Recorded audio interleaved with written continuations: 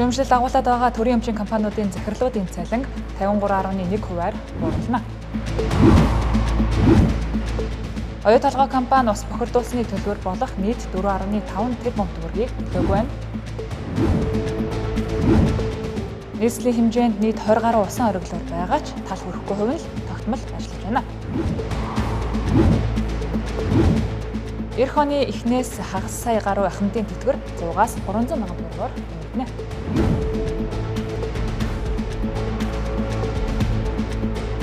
Оройн мэд хэрэг үзэгчдээ Тэнгэр телевизийн 7 мэдээллийн хөтөлбөрөөр сая дурдсан болон бусад мэдээг хүргэх болно анхаарлаа хандуулна.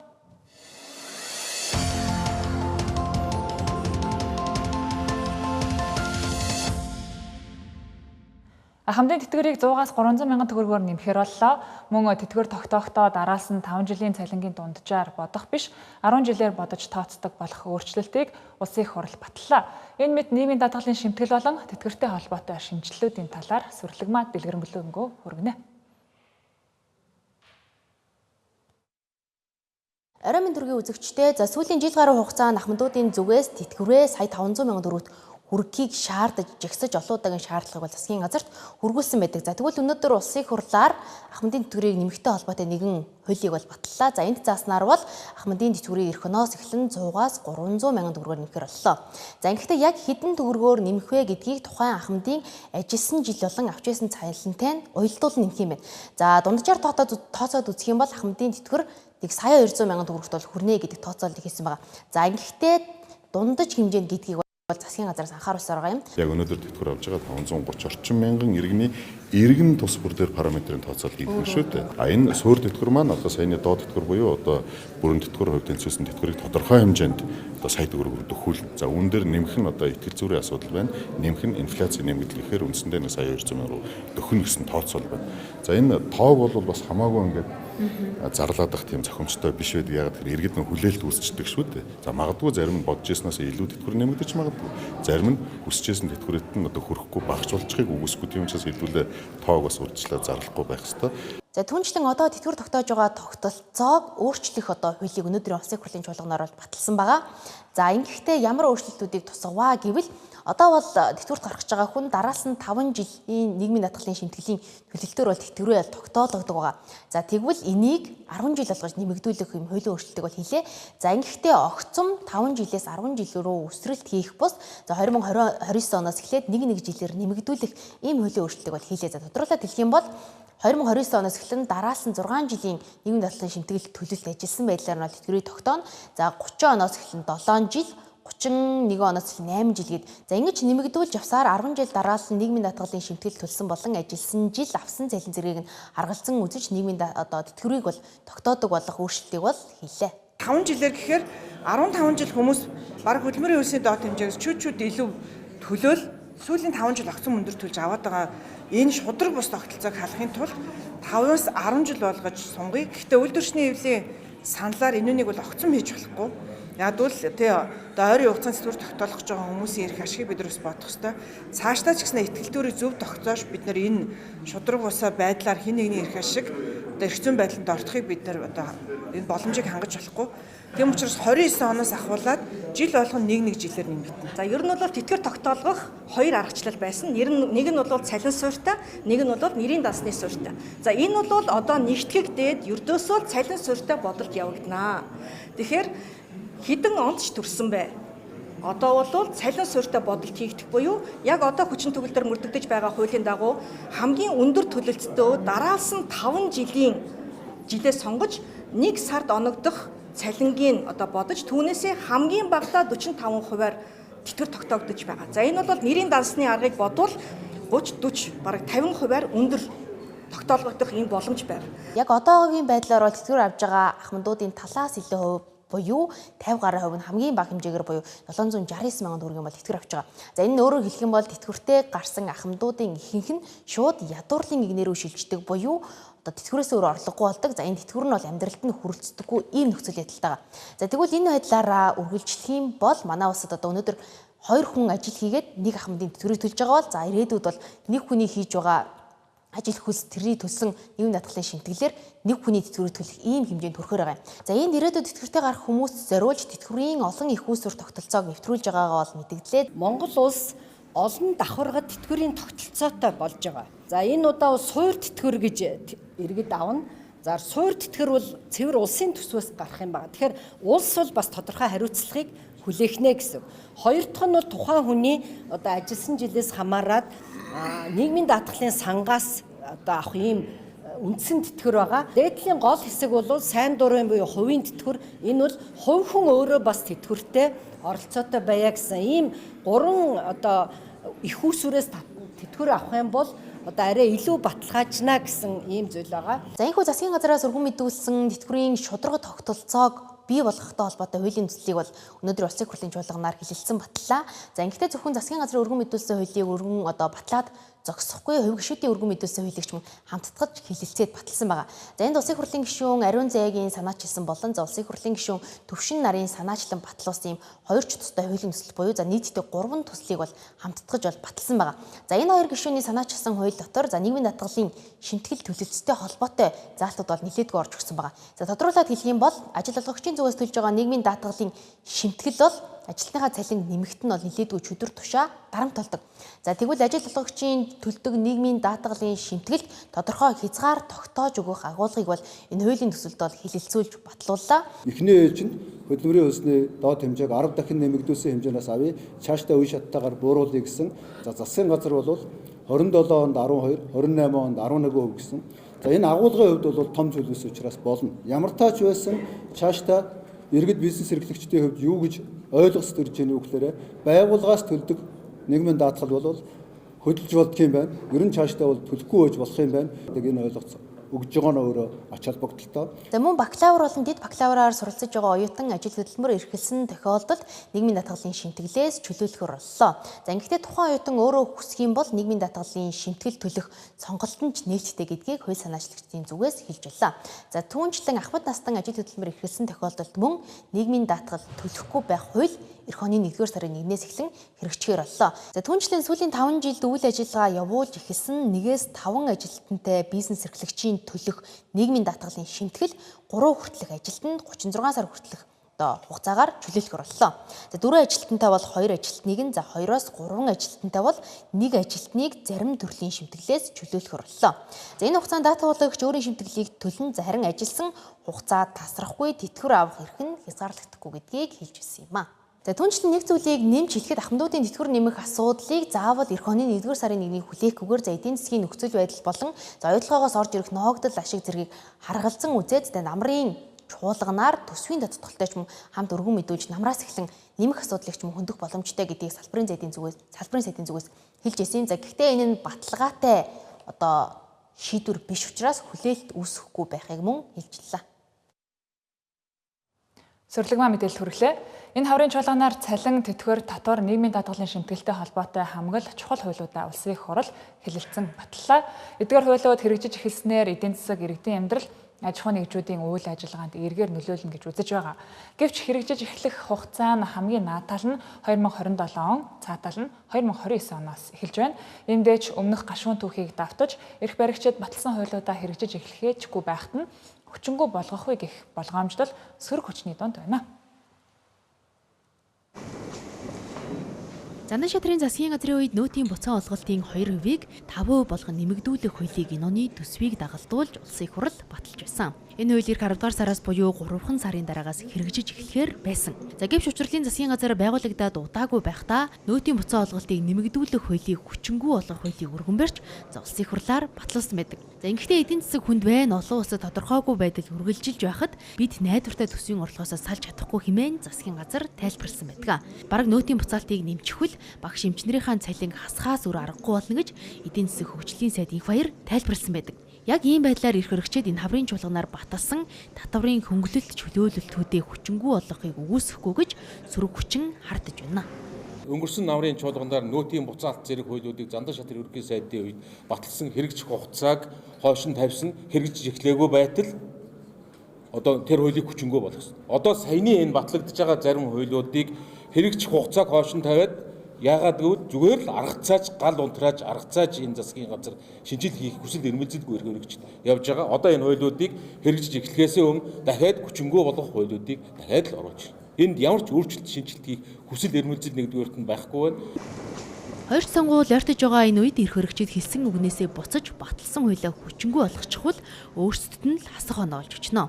За гэвч эдийн засаг хүндэрж түүхийн эдийн үн унаад эхэлбэл эрхөрөгчид төр төвлөрч байгаа мөнгийг багасгахгүй тулд хэрэгжиж эхлээгүй байгаа хуулиудаа дахин хүчингү болгохыг үүсэхгүй гэдгийг сөрөг хүчний зүгээс хэлж байлаа. Жилдээ 778 саяын цалин урамшуулал авдаг хүн төрийн өмчит компаниудын дарга нар донд байгааг үндэсний аудитын газраас мэдээлсэн. Зөвхөн өнгөрсөн онд л гэхэд төрийн өмчит компаниудын дарга удирдлагуудын цалин урамшуулалд 34.5 тэрбумыг зарцуулсан байна. Удирдах байгаа компаниуд нь алдагдлаа дийлэхгүй үр зээл нь нэмэгцээр байхад дарга нар нь өөрсдөө өндөр цалин авч баяжцгааж байна. Энэ тогтолцоог халах агуулга бүхий төрийн өмчит компаниудын бүтээмж ил тод байдал засаглалыг сайжруулах хуулийг өнөөдөр улсын их хурал эцэслэн батлаа. Ингэснээр захирлуудын цалин дунджаар 53.1%-аар буурч байгааг ерөнхий сайд мэдгдлээ. Төрийн өмчит компаниудаас сонгуулийн санхүүжилт босгодог гэхээрээ улс төрийн өрөөнд өрнөдгөө. За элдв маркетинг удирдлагын зардал нэрээр хэдэн зуун тэрбумыг гаргаж энэ мөнгөө сонгуулиар санал худалдаа авах зарцуулдаг гэдгийг ч нэг биш гишүүд чуулганы танхимд хэлж ирсэн удаатай. Харин өнөөдөр улсын их хурал төрийн өмчит компанитай холбоотой асуудлуудыг шийдэж эмгэгцэсэнд нь оруулах эхлэлийг тавилаа гэж хууль санаачлагчдаас эхлээд энэ хуулийн ажлын хэсэгт нь орж ажилласан гишүүд ярьцгаалаа. За ингэснээр одоо төрийн өмчит компанитай холбоотой асуудлууд цаашид цэгцэрх үү? За аль эсвэл сүржин нэртэй хэрэгждэггүй хууль нэгээр нэмэгдэх үү гэдг нь хүлээлт үсгээд байна. За энэ шинжилт өөрчлөлтөн дотор та бүхний сонгуульд ажиллаж исэн менежер туслахууд зөндөө өртөнө.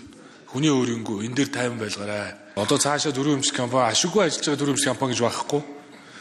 Төр ашиггүй ажиллаж байгаа тодорхой салбарт нийтийн үйлчлэгийг иргэдэд хүргэх зорилгоор тодорхой орон нутгийн өмчит компани байгуулад ажиллаж болно.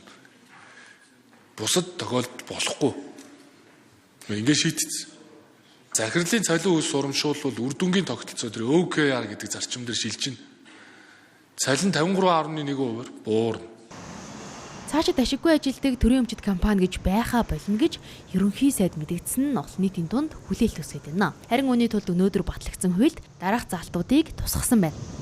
Төрийн өмчит компани одоо орлого болон түүн дээр гарч байгаа зардлууд энэ нь төсвийн гадуур буюу хэрхэн зарцуулагдж байгаа нь мэдэгддэггүй маш өндөр зардалтай явж идэг. Үүгээрээ нөгөө төсөвт орж ирэх ёстой ногдол ашигын хэмжээ чинь буураад ашигт ажиллагаа нь буураа явцдаг. Тэгэхээр үүн дээр энэ хуулийн гол зохицуулт юу гэж орж ирж байна вэ гэхээр төрийн өмчийн зохицуултын газраас одоо жил болгоны 6 сар засгийн газарт тухайн одоо төрийн өмчит компаниудын гүйцэтгэлтэй холбоотой тайлан тавина. Үүнийгээ намрын чуулганаар их хуралд танилцуулах, тайлгнах энэ үүргийг бол бий болгож байгаа. 100% төрийн өмчит компаниудыг хөвчлөөд явуулах гэж байгаа зүйл байхгүй. Үр ашгийг нэмэгдүүлэх байдлаар үе шаттайгаар олон нийтийн болох энэ ажиллагаа явах юм аа. Магадгүй Эрдэнэ төлөвлөрийн 10%-ийг тодорхой хувийг ард иргэдэд олох ёстой гэж олон жил ярьсан бол энэ хуулиар одоо магадгүй энэ одоо асуудлууд бодит одоо хэрэгжих боломж хүрдлээ. Тийм учраас ашигтай ажиллаж байгаа төрийн өмчит компаниудын тодорхой хувийг зөвхөн Монгол улсын иргэдэд хувьцаажуулах байдлаар өгөх энэ хөтөлбөрийг ч гэсэн цаашдаа засгийн газраас хэрэгжүүлэх бүү таалга боломж нэгдэж байгаа гэдэг зүйлийг одоо хэлмээр байна. Төрийн өмчит компаниудын олсон ашгаар юу хийх вэ гэдгийг зөвхөн улсын их хурл шийдэх юм байна. За өмнөх шиг Эрдэнэ төлөвлөрөөр сургуулиудад ариун цэврийн байгууламж бариулж, Эрдэнэс 5 толгоогоор төмөр зам бариулж, үйл ажиллагааныхын чиглэлтэй хамааралгүй ажлыг хийлгэхгүй гэлээ. За хууль нэгэнд бусаж үйлчлэхгүй учраас ийм улс төрийн шинжтэй шийдвэр гаргуулж исэн хүмүүст хариуцлагын асуудал яригдахгүй. Тухайн үед одоо хувьцаа эзэмшигч буюу засгийн газрын зүгээс шийдвэр гаргаад хийчихсэн асуудал дээр эргэж хариуцлага хэн нэгэн хүнд тэр одоо гаргасан шийдвэрийг хэрэгжүүлсэн одоо гүйцэтгэх удирдлагын багт гэдэг юм уу тооцох үндэслэл бол байхгүй. Өнөөдөр яг энэ хуулийн үзүүл баримталтай холбоотой хэн нэгэнд хариуцлага тооцох асуудал хуулиар яригдахгүй гэдгийг зөв ойлгох хэрэгтэй. Ийхүү олж байгаа ашиг нь алдагдлаасаа давдаггүй төрийн өмчит компаниудыг зэгцлэх асуудал удаан хугацаанд яригдсны эцэст өнөөдөр хууль болон батлагдлаа. За ингэснээр төрийн өмчит компани улс төрөөс ангид болж мэргэжлийн удирдлагатай ил тод хариуцлагатай ажиллах эхлэл тавигдж байгааг хэллээ. Харин одоо засаглал бүтээмжийг олон улсын түвшинд хүргэхээр дэлхийн шилдэг 12 компанид хамтран ажиллах саналыг хургуулад байгааг хэллээ. За наадмаас өмнө хамтын ажиллагаагаа эхлүүлнэ гэдгийг ерөнхий сайд хэлж байлаа. Өнөөдөр улсын их хурал Монгол улсын 2025 оны нэгдсэн төсвийн гүйцэтгэл, засгийн газрын 2025 оны санхүүгийн нэгдсэн тайланг хэлэлцлээ. Өнгөрсөн онд төсвийн нийт орлого ба тусламжийн дүн төлөвснөөс 937.6 тэрбум төгрөгөөр тасарсан байна. Мөн Монгол улсын хөгжлийн 2025 оны төлөвлөгөөний хэрэгжилт дунджаар 61% гүйцэтгэлтэй гарчээ. Амар өдрөө батлагтай бол төсвийн ерөнхийлөн захирагч бүрээр хөтөлбөр арга хэмжээ бүрээр нь ингэж задлж наривчилж гаргадаг. Одоо тэгэхэд 2 тоо оруулж ирж байна. Тэгэхээр энэ нь өөрөө бидний энэ хүсэж байгаа яагаад энэ гүйцэтгэл баталж байгаа энэ өнөөдрийн арга хэмжээний гол зорилго буюу энэ хариуцлагыг циклийг бүтэн болгож хамгийн төгсгөлийн хэсэг дээр бас бид нар бас одоо энийг сайжруулахгүй бол энэ бол зүгээр юм ёслолын төдий арга одоо бэлгэдлийн төдий ийм арга хэмжээ болчиход байна. Их төвшин гишүүнтэй санал нэг байна. Энэ төсвийн циклийг бүтэн болгох үр дүн дээр нэлээд ажиллах хэрэгтэй. Би бол засаг талаасаа илүү их хурл өөрөө улсын төсвийг баталдаг онцгой бүр хэрэгтэй. Үүний хариуцлагыг бас хүлээх учиртай. Тэгэхээр их хурл өөрөө энэ циклийг бүтэн болгох асуудалтай санаачилтай ажиллаа. Тэр хууль эрх зүйн орчин бүрдүүлвэл засгийн газрын хүрээнд засгийн газар ч одоо батлагдсан төсвөд батлагдсан хуулийн хүрээнд л ажиллаад байгаа шүү дээ. Энийг нэг хиймээр байна. Сая 25 оны гүйцэтгэлээ хийчихсэн бөгөөд жилийн эцэст гүйцэтгэлээ авч чадаагүй маш олон компаниуд байна. Замын барилгын. Яг оны эцэс рүү гүйцэтгэл нь ирчихсэн. Тэгээд чөлөөт үлдэгдлийн татцсан. Тийм учраас 25 онд ажиллаа хийж дуусчаад одоо хүртэл мөнгө авч чадаагүй энэ хувийн хвшлийнхаа татан унагж байгаа энэ асуудлаа дэмжиж компаниудаа дэмжиж 26 оныхоо төсвийн тодтолд энэ гүйцэтгэлээ хийсэн компаниудын мөнгийг бүрэн тавьж нэг цэглэмээр байна. Энэ бол одоо үнэхээр төвөгтэй байгаа шүү. Жишээ нь өнгөрсөн онд 700 тэрбум төгрөгийн хөрөнгө оруулалтыг гаргаж чадаагүй юм л. Гаргаж чадав. Үүнээс 270 тэрбум төгрөг нь гүйцэтгэлээ ирүүлсэн боломж мөнгө байхгүй гэд гаргаагүй. Тэгээд юмны үн жил ирэх тусам өсөддөг. Ийм байдалд. Тэгэхээр эх оны төсвүүдээр саяны мөнгө төгрөг гаргаж чадаагүй тэр 270 тэрбум төгрөгийг тодтоглоор шийдэх хэрэгтэй. Одоо сангийн яамных. Тэр хувийн хвшлийг ажил хийлгсэн бол тийм ингээ хүндрүүлээд бай.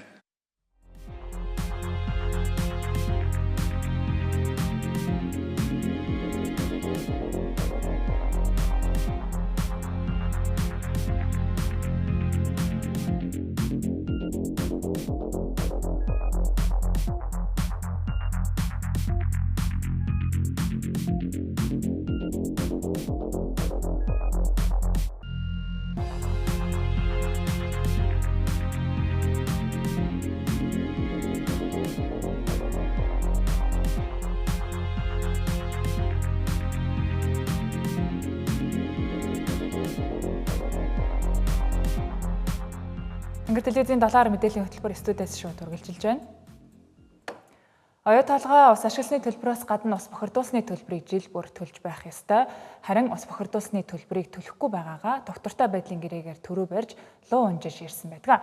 Тэгвэл Монгол улсад үйл ажиллагаа явуулдаг уул уурхайн компани бүхэн 4 төрлийн усны төлбөр төлөх ёстой. Оюу толгой компани 4 төрлийн төлбөрөөс 2-ыг нь төлөх үүрэгтэйч ганц ус ашигласны төлбөрийг л төлж иржээ. Харин усны бүрэн төлбөр гэгдэгт 2022 онд батлагдсан ус бохирдуулсны төлбөрийн хуулийн дагуу хаягдал усны төлбөрийг заавал төлөх ёстой байсан ч хууль хүчин төгөлдөр мөрдөгдөж эхэлснээс хойш огт төлөөгүй эдгүүдийг хүрчээ. Сонсголын үеэр асуудлыг анх дэвшүүл тавьсан. За энээс хойш бол одоо асуудал шийдэгдэх шатандаа ороод байна. Бүрэн дүүрэн шийдэгдэг байна. Гэхдээ 2019, 2020, 2021 оны 3 жилийн ус бохирдуулсны төлбөр болох 4.8 тэрбум төгрөгийг оюу толгой компани улсын төсөвт төлцсөн байгаа. Одоо 22, 23, 24, 25 оны 4.5 шиг санжина тэрбум төгрөгийг төлөхөөр бид хүлээж байна. 26 оны 1-р улирлын ус бохирдуулсны төлбөр 1.5 тэрбум төгрөг төлөгдөхөөр хүлээгдэж байна. Энэ дээр бол бид нар арай илүү өндөр тооцсон байдалтай байгаа учраас 2, 3, 4 дугаар улирлын төлбөрүүд бол арай бага гарах бах. Ингээд ийм төлбөрүүдэд төлчих юм бол оюу толгой компанийн хувьд ус ашигласны төлбөрөө төлж дээр нэмэх нь ус бохирдуулсны төлбөрөө төлдөг байсан энэ зөрчил арилнаа гэсэн үг. Тухайн компани хөрөнгө оруулалттай холбоотой асуудлаа заавал төлөх зүйлтэйг ерөөсөө холбож болохгүй. Жишээлбэл энэ усны төлбөр бол оюу толгой өгөөж огт биш. Энээс оюу толгой явсан учраас бид нар усны төлбөр авч байгаа гэсэн утга огт биш. Харин усыг хомсдуулсны төлөө газрын тэр гүнд байсан тэр усыг тэр хэвээр нь байгалийн хооронд гаргаж ашигласныхаа төлөө мөн хаягдлын даландаа их хэмжээний усыг цуглуулж урсуулж алдсныхаа төлөө төлж байгаа нөхөн төлбөр гэж ойлгож болно. Тийм учраас энэ хилцээртэй холбоогүй хүн бүрийн Монголд ус ашиглаж байгаа ус бохирдуулж байгаа хүн бүрийн гүйцэтгэх ёстой үүрэг. Монгол Улсын ерөнхийлөгчийн тамгын газар, Швейцарын холбооны улсын гадаад хэргийн яам хамтран ардчлалын дархлаа сэдвт бүс нутгийн хурлыг өнөөдөр зохион байгууллаа. Энэхүү хурлаар дэлхийд дахин ардчлалын үзүүлэлт буурч байгаатай холбоотой толгомдож буй асуудал болон шийдлийн тухай салбарын мэргэжилтнүүд хэлэлцлээ.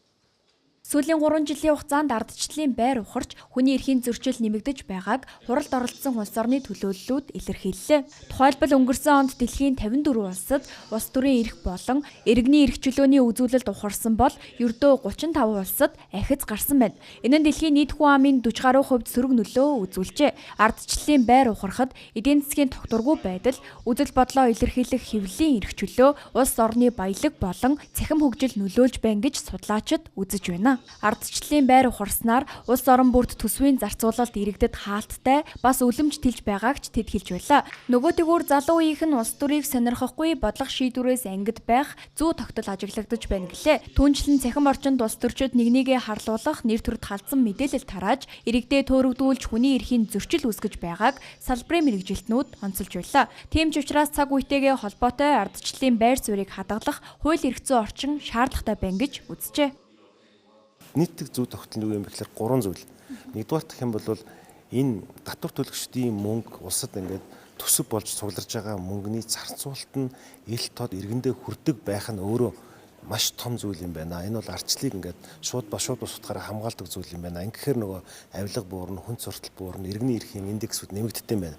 Нэгдүгээр асуудал. Хоёрдугаар залуучууд яагаад энэ улс төрийг хаа сайгүй ингээд сонирхгүй байна. Зарим нэг нь улс төр бол их тийм одоо биднээс хол хөндий гэж бодоод байна. Тэр нөгөө залуучуудын оролцоо улс төрд багтаа болохоор иргэдийн оролцоо тэр хэмжээгээр буурдаг. Our topic today is Бидний өнөөдрийн гол сэдэв бол ардчлалын дархлаатай шууд холбогдох ардчлал ба хуулийн засаглал юм. Либерал ардчлал нь төр, хууль, ардчилсан хариуцлага гэсэн 3 институцийг нэгтгэдэг. Гэтэл сүүлийн жилүүдэд дэлхийд дахинд ардчлалын ухралт явагдаж байна. Энэ үед Монгол улс цаг үеэ олсон чухал асуудлыг хөндөж хэлэлцүүлэг зохион байгуулж байгаа нь маш чухал ач холбогдолтой юм а. Энэхүү хурал Монгол Швейцарын холбооны улсын хамтын ажиллагааны хүрээнд хэрэгжүүлж буй ардчлалын асуудлаарх бүс нутгийн 2 дахь арга хэмжээ юм. Хурлын эхний хэсэгт ардчлалын эмзэг байдал ба дархлаа сэдвийн хүрээнд хэлэлцүүлэг боллоо. Бүс нутгийн хэмжээнд ардчлал ухарсантай холбоотой тулгамдж буй асуудлыг хэлэлцэхийн зэрэгцээ хамтын ажиллагааг гүнзгийрүүлэх ач холбогдолтойг салбарын мэргэжилтнүүд илэрхийлж байлаа. Гайлын тухай хууль 2008 онд батлагдсан 18 жилийн хугацаанд гайлын тариф, татварын тухай хууль болон гайлын тухай хуульд нийт 240 удаа өөрчлөлт оржээ. Татварын тухай хууль, худалдааны тухай хууль болон олон улсын хэлэлцээрүүдтэй холбоотой гайлын тухай хуулийг дахин шинжлэх шаардлагатай гэж мэргэжилтнүүд хэллээ. Тухайлбал дэлхийн худалдааны байгууллагын худалдааг хөнгөвчлөх хэлэлцээрт манай улс нэгдсэн. Энэхүү хэлэлцээрт тусгагдсан заалтуудын 90% нь гайлын тухай хуульд хамаарч байгаа учраас гайлын бүрдүүлэлтийг хэлбэрчлэх шинжилэлт шаардлагатай болжээ. Нөгөөдгүүр Евразийн эдийн засгийн хэлэлцээрийн хүрээнд өөрчлөлт шаардлагатай байгааг салбарын мэргэжилтнүүд хэлж байлаа. Мөн цахим худалдааны шинэ хэлбэрт тохирсон хэмэл оюунд суурилсан гайлын хяналт, бүрдүүлэлтийн эрх зүйн зохицуулалт тулгамдсан асуудал болж байна гэлээ. Ийхүү хуулийн шинжилсэн найруулгад E-Mongolia системээр иргэдээс санал авна гэдгийг гайлын ерөнхий газраас мэдээллээ. Татвар, за гайлын одоо нэгт холбоотой татварын байгууллага, за татварын зөрчил, за ашигт малтмал ийм амьтан ургамал гэх мэтлэн салбаруудад маш олон өөрчлөлтүүд бол орсоор байгаа. За энийг бол зохицуулах шаардлага, уялдуулах шаардлагууд бол байна. За хоёрдугаар бид нар худалдааны тухай хууль Монгол улсад бас эдийн засгийн хөгжлийн яам дээр худалдааны хууль бол боловсруулагдсан ажлын хэсэг явж байгаа. За худалдааны хуультай гайлын хууль зайлшгүй уялдах ёстой. За ямар зохицуулалт нь худалдааны хуулиар зохицуулагдах вэ? Ямар процесс үйл ажиллагаа нь гайлын тухай хуулиар зохицуулагдах вэ гэдэг уялдаа холбоо хангах одоо зорилгоор гайлын байгууллагын төлөөлөл мөн худалдааны хуулийн одоо ажлын хэсэгт орж ажиллаж байгаа. Энэ хоорондоо бид нар энэ хуулиудаа бас уялдуулах ширхцэн шаардлага байна.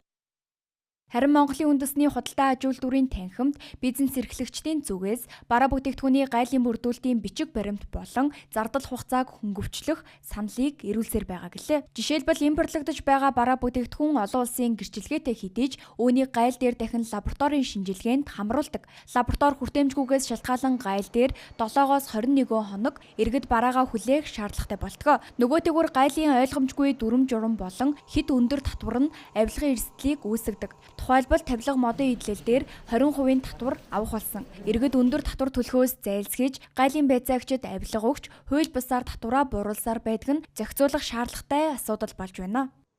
Бизнес эрхлэгчдийн нийтлэг одоо асуудал ерөнхий одоо нэг асуудал гэх юм бол энэ гадаад худалдааг хөнгөвчлөх асуудлаар одоо маш их асуудлуудыг за дээрэс нь төрийн байгууллагууд болон одоо энэ худалдаанд төрийн байгууллагуудын хүн сурталыг бууруулах тийм ээ. Гэт ингээд олон цаг хугацааг хэмнэх, зардлыг бууруулах, цахим нэг цогны системийг хөгжүүлэх гэт ингээд эдгээр асуудлыг бол манай бизнес эрхлэгчдийн зүгээс бол тогтмол одоо судалгаанд оролцогчд бол хүндрэлтэй байна гэдэг хариултуудыг өгдөг байгаа. Тэгээд олон асуудлуудыг бол одоо бид бүхэн тандаж бид бүхэн төрийн байгууллагуудад уламжлаад тэгээд урьдчилсан манай байгууллагын зүгээс бол одоо энэ цахимжилттай холбоотой асуудлуудаа нээсэн шийдвэрлээд ингээд туршаад явж байна.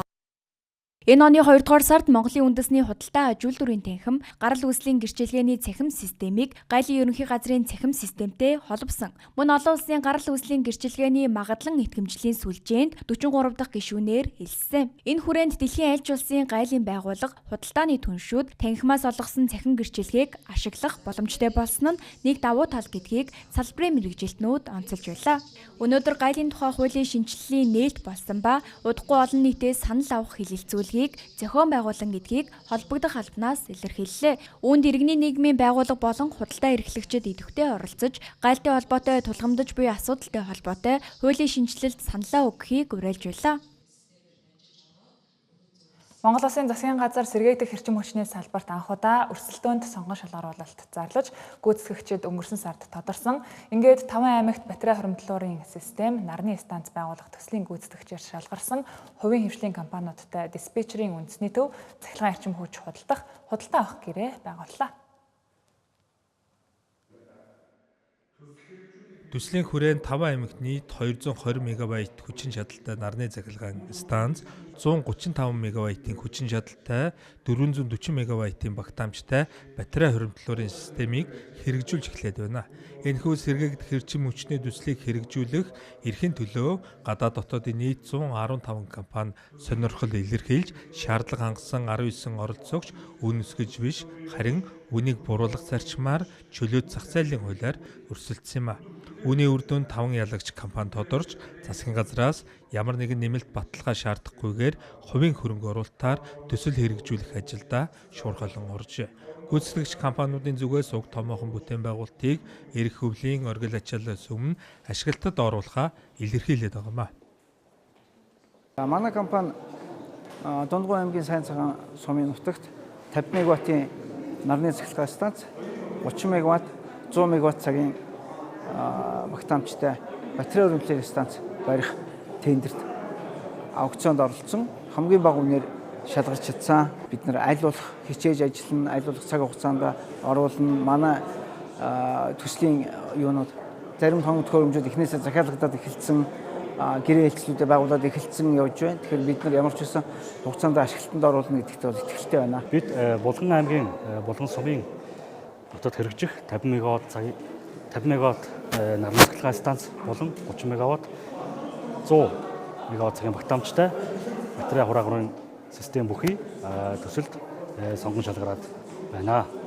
За бид энэхүү төсөлд түншлэлийн хамтаар Монгол улсын стандарт болон олон улсын стандартыг хангасан орчин үеийн шилдэг технологи стандарт бүхий тоноглолтуудыг сонгож хэрэглэх болно. Компани нь одоо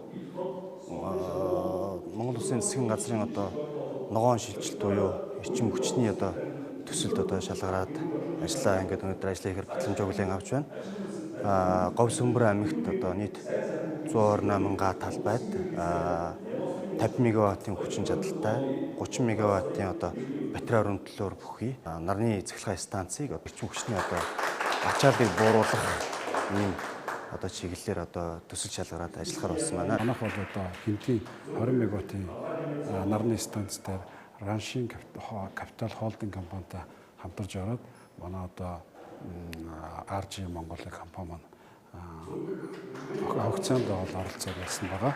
Тэгээд энэ жилдээ бол бид нэр багтаан ашиглалтанд оруулахаар ажиллана. Тэгээд ачааллыг бол мэдээж оргил ачааллын үед бол батарей хөрөнгөлөөр ажиллах одоо тийм боломжтой сэргийгдэх эрчим хүчний станц урахаар ажиллаж байна. Өөр хангаан 50 мегаваттын нар 30 мегаватт чадaltaа 100 мегаватт цагийн багтаамжтай батарей хөрөнгөлөлтийн системийг байгуулах одоо хаар шалгарсан эрчим хүчний дутагдлыг одоо нөхөх маш өндөр ашиг бүгдэлтэй. Тэгээд нөхөхдөө бол сэргийгдэх эрчим хүчээр нөх ийм сайхан боломж өгөөд маш хүндтэй хариуцлагатай чанга үүрэг манай компани болж байгаа. Тэгээд одоо энэ ажлыг бид нар одоо төлөвлөлт зурагцлын ажилд орцсон явж байгаа. Тэгээд 12 сарын 1-нд залгах энэ ажилд одоо шамдан орцсон байна. Энэ удаагийн анхны аукционы үр дүнд нийт 220 мегаватт хүчин чадалтай нарны цахилгаан станц, мөн 135 мегаватт 440 мегаватт цагийн хүчин чадалтай батарей хуримтлуурын систем бүхий шинэ их үүсвэрийн 5 төсөл өвлийн их ачааллаас өмнө хэрэгжихээр болж байгаад сэтгэл дүүрэн байна. Төсөл хэрэгжүүлэх эрхийн төлөө гадаад дотоодын нийт 115 компани аж ахуй нэгж сонирхлоо илэрхийлж шаардлага хангасан 19 оролцогч үн өсгөж биш, үнийг бууруулж өрсөлдлөө. Үр дүнд 5 ялагч тодорч засгийн газраас нэмэлт баталгаа шаардахгүйгээр хувийн хвшлийн хөрөнгө оруулалтаар төсөл хэрэгжүүлэхээр болж байгаагаараа онцлог юм а.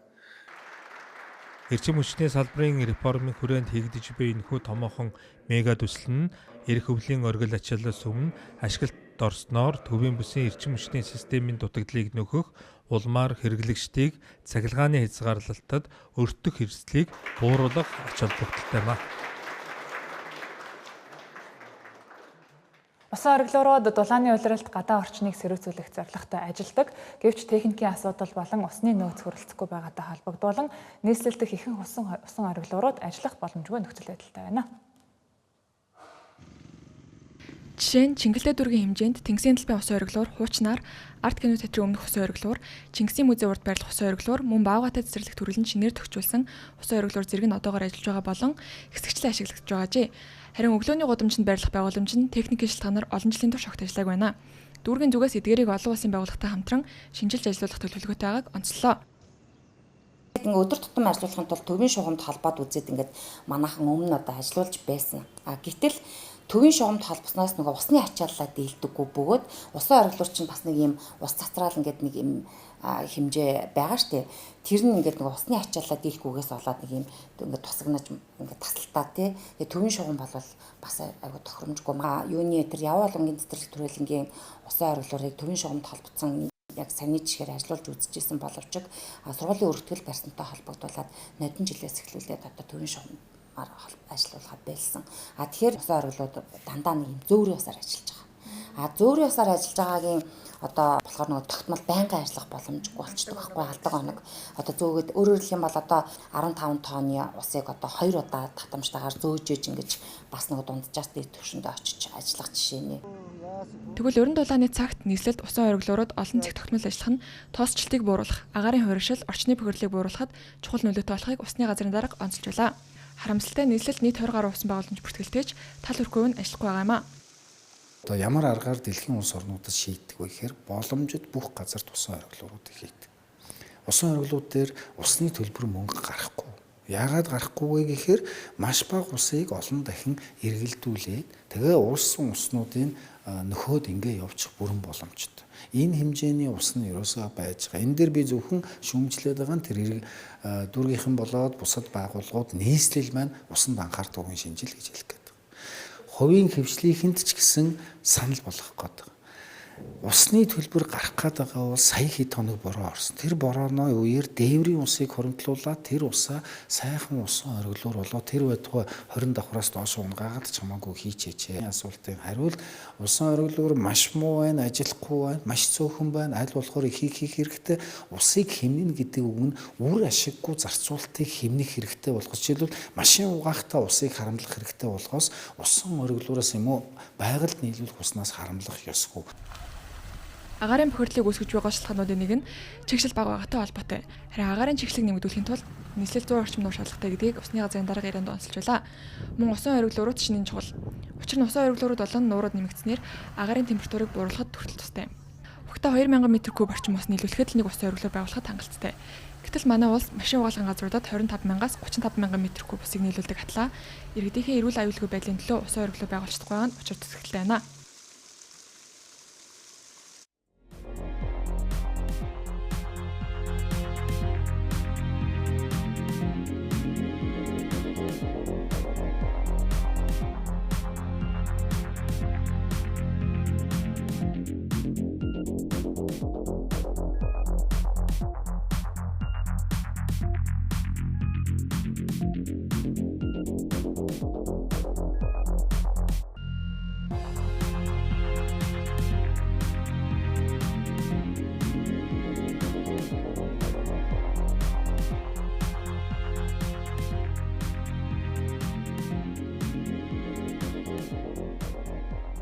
Тэнгэр телевизийн 7 хар мэдээллийн хөтөлбөр студиэс шууд хүрлээ. Хөтөлбөр том утгагүй гадаад мэдээгээр үргэлжлэнэ.